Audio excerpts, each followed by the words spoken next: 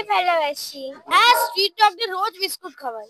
Vivekananda mission স্কুলের উদ্যোগে Kolkata animal rescue care সেন্টারে সকাল থেকেই ভিড় খুদে পড়ুয়াদের। কুকুর এবং বিড়ালগুলিকে হাতে নিয়ে আদর করতে করতে খেলতে দেখা যায় তাদের।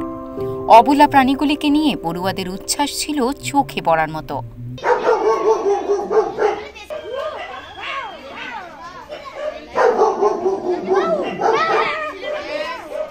হ্যাঁ, আমার খুব ভালো লাগে কুকুর বেড়াল। আজকে এখানে এসে কেমন লাগছে? খুব ভালো লাগছে।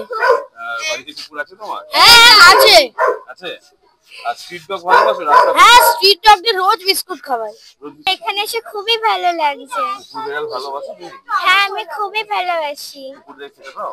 হ্যাঁ, আমাদের বাড়ির কাছে অনেক কুকুর বেড়াল আছে, আমি রোজ দিন তাদেরকে খেতে দিই। যারা কুকুরদের মারে, বিড়ালদের মারে, তাদের কি বলবে? তাদেরকে আমি বলবো যে পরের বার থেকে আর ওরকম হার্ট না করতে, কারণ কি ওরা হার্মফুল না, ওরা শুধু একটু আদরই চায়, আর কিছুই নয়।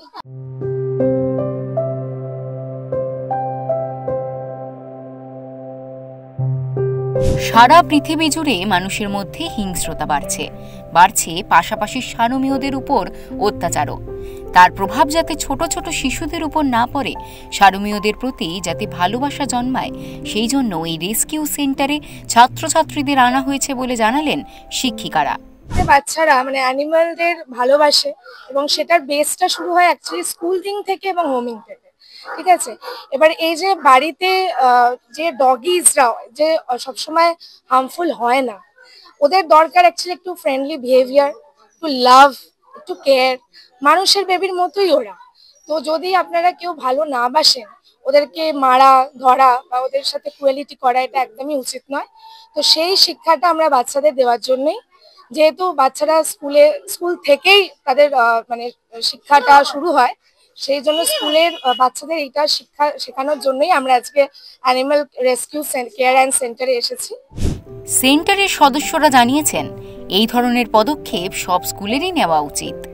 ভালো লাগলো, কারণ আমরা সারাদিন দেখতে পাই, যেখানে শুনতে পাই যে কুকুরদের মারছে, বাচ্চারা মা বাবারা শেখাচ্ছে বাচ্চাদের যে কুকুররা ভয় পাও, কুকুরদের থেকে কুকুররা কামড়াবে।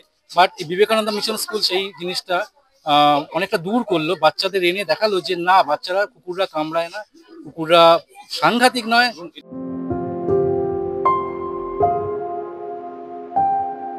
বেহালা থেকে সঞ্জয় মাঝির রিপোর্ট, ওঙ্কার বাংলা।